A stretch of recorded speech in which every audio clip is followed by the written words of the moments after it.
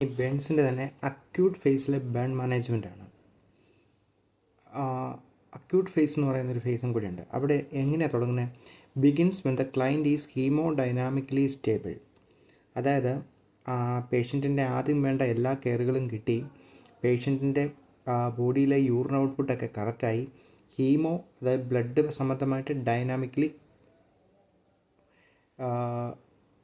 Stable ആകുമ്പോൾ അപ്പം തൊട്ടാണ് ഈ ഫേസ് ആരംഭിക്കുന്നത്.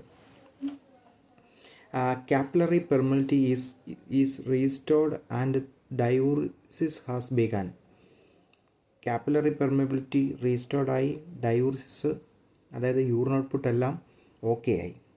ഇത് യൂഷ്വലി ബിഗിൻസ് 48 to 72 hours, അതായത് 2 തൊട്ട് 3 ദിവസത്തിനുള്ളിലാണ് ഇത് ആരംഭിക്കുന്നത്. ആഫ്റ്റർ ദ ടൈം ഓഫ് ഇഞ്ചുറിയുടെ സമയം തൊട്ട്. Main focus is on the infection control.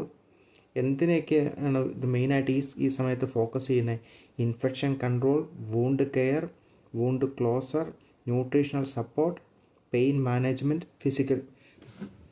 Physical therapy. അതായത് ഫിസിയോതെറാപ്പി കൊടുത്ത് എന്തെങ്കിലും അബ്നോർമാലിറ്റി ഒക്കെ ഉണ്ടെങ്കിൽ, കാലിൻ്റെ ഒക്കെ എവിടെയെങ്കിലുമൊക്കെ കൂടുതൽ ചലിപ്പിക്കാനൊക്കെ ബുദ്ധിമുട്ടുണ്ടെങ്കിൽ അതെല്ലാം മാനേജ് ചെയ്യുന്ന പരിപാടിയാണ് ഇവിടെ ഉദ്ദേശിക്കുന്നത്.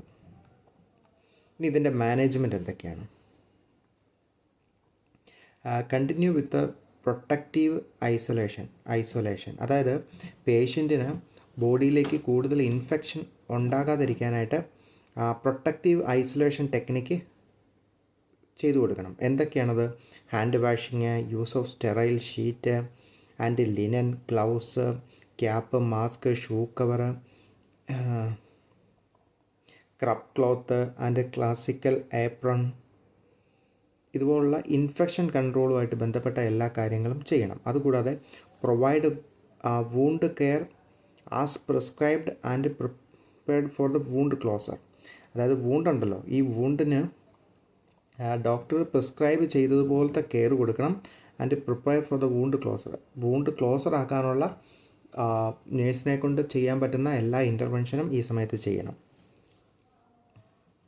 പിന്നെ പ്രൊവൈഡ് പെയിൻ മാനേജ്മെൻറ്റ്. കാരണം ബേൺ ഉണ്ടായെങ്കിലും അതിൻ്റെ ഭാഗമായിട്ട് പേഷ്യൻ്റ് നല്ല പെയിൻ ഉണ്ടാകും. അപ്പോൾ പെയിൻ മാനേജ്മെൻറ്റ് ചെയ്യണം. അത് IV റൂട്ടിലൂടെയാണ് നമ്മൾ മാനേജ്മെൻറ്റ് ചെയ്യേണ്ട കാര്യങ്ങളൊക്കെ ചെയ്യുന്നത്. ഓറൽ റൂട്ടിലൂടെ ഒന്നും കൊടുക്കരുത്. കാരണം ഓറൽ റൂട്ടിലൂടെ ഇൻറ്റേർണൽ ഇഞ്ചുറിയൊക്കെ ഉണ്ടായിട്ടുണ്ടെങ്കിൽ, അല്ലെങ്കിൽ പേഷ്യൻ്റ് NPM ആണെങ്കിൽ ബോഡിയിലൊന്നും ഇല്ലാത്തത് കൊണ്ട് അതിൻ്റേതായ കോൺസിക്വൻസ് ഉണ്ടാവും.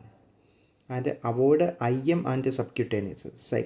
IM റൂട്ടിലും സബ്ക്യൂട്ടേനിയസ് റൂട്ടിലും നമ്മളൊന്നും കൊടുക്കരുത്. കാരണം ഫ്ലൂയിഡ് ഷിഫ്റ്റൊക്കെ ബോഡിയിൽ ഉണ്ടായതുകൊണ്ട്, നമ്മൾ ഇടിമയൊക്കെ ഉള്ളതുകൊണ്ട് ശരിക്കും മെഡിസിൻ്റെ അബ്സോർപ്ഷൻ ഉണ്ടാകണമെന്നില്ല. അതുകൊണ്ട് IV റൂട്ടാണ് ഇവിടെ ഏറ്റവും ബെറ്ററായിട്ട് പറയുന്നത്.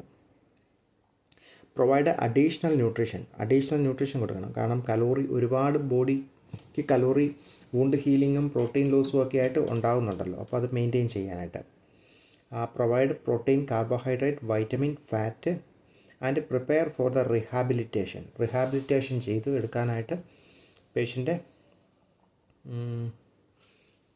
ശ്രദ്ധിക്കണം. പിന്നെ അടുത്താണ് സർക്കുലേറ്ററി കോംപ്രമൈസ്ഡ് ട്രീറ്റ്മെൻറ്റ്.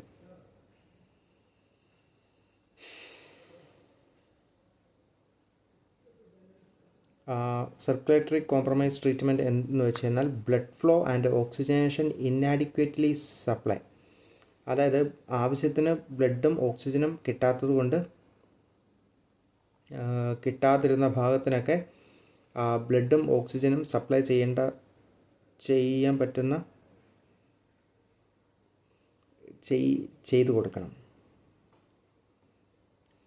അപ്പം ആ ട്രീറ്റ്മെൻറ്റിൻ്റെ കീഴിൽ വരുന്ന സർക്കുലേറ്ററി കോംപ്രമൈസ് ട്രീറ്റ്മെൻറ്റിൻ്റെ കീഴിൽ വരുന്ന പ്രൊസീജിയർ എന്തൊക്കെയാണെന്ന് ചോദിച്ചു കഴിഞ്ഞാൽ എസ്കറോട്ടമി, ESCHAROTAMY, എസ്കറോട്ടമി. പിന്നെ അടുത്തതെന്ന് പറഞ്ഞു കഴിഞ്ഞാൽ ഫാസിയോട്ടമി. ഇത് രണ്ടുമാണ് ഇവിടെ വരുന്ന മെയിൻ പ്രൊസീജിയറുകൾ. ഈ എസ്കറോട്ടമി എന്ന് പറഞ്ഞാൽ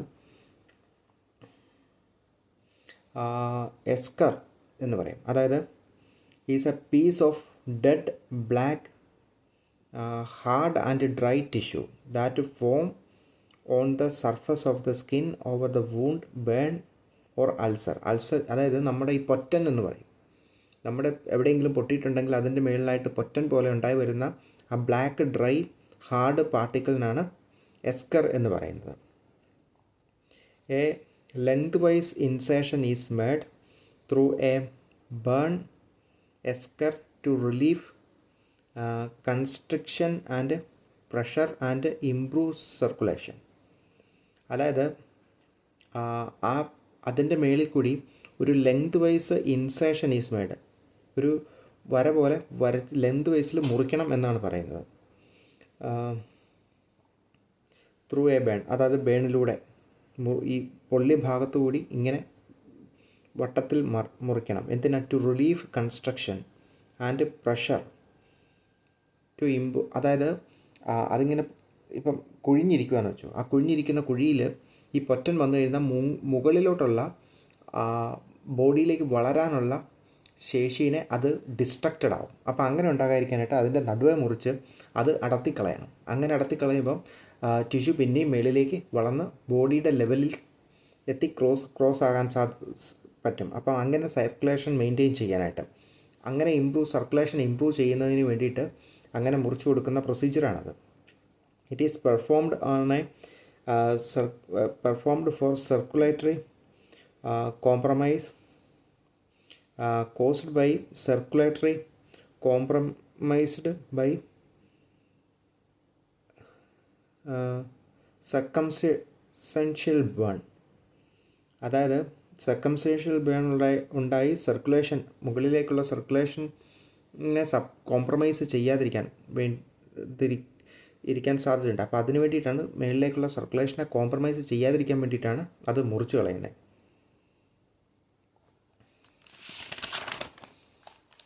It can performed at a bedside without anesthesia because nerve ending was destroyed by the burn injury. അത് അനസ്തീഷ്യ ഒന്നും കൊടുക്കണ്ട, അത് ബെഡ്സൈഡ് പ്രൊസീജിയറായിട്ട് ചെയ്യാവുന്ന കാര്യമാണ്. കാരണം ബേൺ ഇഞ്ചുറിയിലൂടെ നെർവിനൊക്കെ ഡാമേജ് ഉണ്ടായി സെൻസേഷൻ കുറവായിരിക്കും.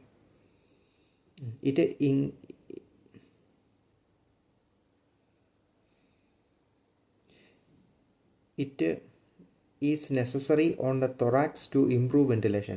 തൊറാക്സിലാണേലും ഇത് ചെയ്യേണ്ട ആവശ്യമായിട്ടുണ്ട്. Following escharotomy assess the pulse, colour, movement and sensation of affected extremity and control bleeding with pressure. അതായത് ഇത് ചിലപ്പോൾ ചെയ്ത് കഴിഞ്ഞിട്ട് pulse, colour, movement and sensation of the affected, അവിടെ സെൻസേഷൻ ഉണ്ടോ ഇതുപോലുള്ള കാര്യങ്ങളെല്ലാം അസസ് ചെയ്യാൻ. ഇനി എങ്ങനെ ബ്ലീഡിങ് ഉണ്ടാവുകയാണെങ്കിൽ അത് പൊത്തിപ്പിടിച്ച് കുറച്ച് നേരം നിന്നാൽ മതി, അത് ശരിയായിക്കോളും. Pack the incision gently with the fine mesh gauze as prescribed by the escharotomy കഴിഞ്ഞ് പറഞ്ഞിരിക്കുന്ന പോലെ ഡ്രസ്സിങ് ചെയ്ത് കൊടുക്കണം. Apply topical antimicrobial agent to the area. Microbial agent എന്തെങ്കിലും ഉണ്ടെങ്കിൽ അത് പേഷ്യൻറ്റിൻ്റെ മേളിൽ പുരട്ടി കൊടുക്കുകയും ചെയ്യണം. പിന്നെ അടുത്താണ് fasciotomy. Fibrous connective tissue that support, stabilize and encloses muscle organ and other structures throughout the body. ബോഡിയിലുള്ള മസിൽ സ്ട്രക്ചറിനെ, muscle organs and other structure, muscles, organ അതുപോലുള്ള സ്ട്രക്ചേഴ്സിനെ അതാത് സ്ഥാനത്ത് സ്റ്റെബിലൈസ് ചെയ്ത് നിർത്തുന്ന ഭാഗമാണ് ഈ ഫൈബ്രസ് കണക്റ്റീവ് ടിഷ്യൂ എന്ന് പറയുന്നത്. And incision is made extremely through the subcutaneous tissue and fascia cut. അതായത് incision is made extremely through the subcutaneous ടിഷ്യൂയിലൂടെ അത് മുറിച്ച് ഒരു തുളയുണ്ടാക്കും. ആൻഡ് ഫാഷ്യ കട്ട്, അങ്ങനെ ഫാഷ്യനെ കട്ട് ചെയ്യും. Apply topical and antimicrobial agent to the area and dressing. അങ്ങനെ ഇത് എവിടെയാണ് ഈ പ്രൊസീജിയർ ചെയ്യുന്നത്? OTയിലാണ് ചെയ്യുന്നത്. ജനറൽ അനസ്തീഷ്യ കൊടുത്തിട്ടാണ് ചെയ്യുന്നത്. Assess the pulse, colour and sensation of the footage, extremity, control bleeding with pressure. ഇവിടെയും അങ്ങനെയൊക്കെ ചെയ്യും. എന്നിട്ട് apply topical antimicrobial agent to the area of dressing.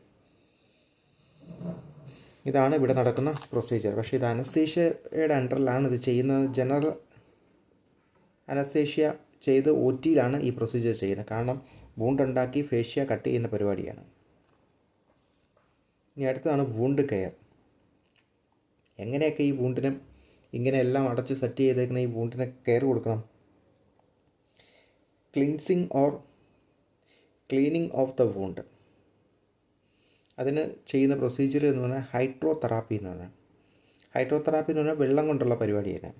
Used in a burn care to clean the wound, remove the dead tissue and promote healing. Wound clean ചെയ്യാനും അതിൻ്റെ dead ടിഷ്യൂവിനെ remove ചെയ്യാനും ഹീലിങ്ങിനെ promote ചെയ്യാനുമാണ് ഇത് ചെയ്തത്. Hydrotherapy occur for the 30 minutes or less to prevent increased sodium loss through the burn wound, heat loss, pain and stress.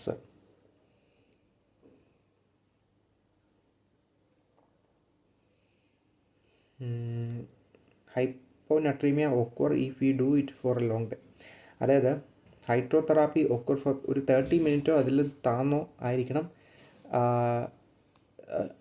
Sodium loss നഷ്ടപ്പെടാതിരിക്കാൻ വേണ്ടിയിട്ട് ചെയ്യേണ്ടത്. കാരണം വൂണ്ടിലൂടെ sodium loss ഉണ്ടാകാൻ സാധ്യതയുണ്ട്, ഹീറ്റ് ലോസ് ഉണ്ടാകാൻ സാധ്യതയുണ്ട്, പെയിനും സ്ട്രെസ്സും ഉണ്ടാകും. അപ്പോൾ കുറച്ച് സമയത്ത് 30 മിനിറ്റ് കൂടുതൽ ചെയ്യരുത്. 30 മിനിറ്റിൽ കൂടുതൽ ചെയ്തു കഴിഞ്ഞാൽ സോഡിയം നഷ്ടപ്പെട്ടു പോകാൻ സാധ്യതയുണ്ട്. Premedicate the client before the procedure. കാരണം എന്തെങ്കിലും അനാൽജസിക് മെഡിക്കേഷൻ കൊടുക്കാനുണ്ടെങ്കിൽ അത് കൊടുത്തിട്ടേ ചെയ്യാവുള്ളൂ. അപ്പോൾ കുറച്ച് പെയിൻ കുറഞ്ഞോളൂ കിട്ടും. Not used for the client who are haemodynamically unstable and those with a new skin graft. New skin graft ചെയ്തയാൾക്കോ ഹീമോഡൈനാമിക്കലി അൺസ്റ്റേബിൾ ആയ പേഷ്യൻറ്റിനും അത് ചെയ്യാൻ പാടില്ല. Care is taken to minimise the bleeding and maintain body temperature. And during the procedure സമയത്ത് bleeding ഉണ്ടാകാതിരിക്കാനും body ടെമ്പറേച്ചറിനെ maintain ചെയ്യാനും പ്രത്യേകം ശ്രദ്ധിക്കണം.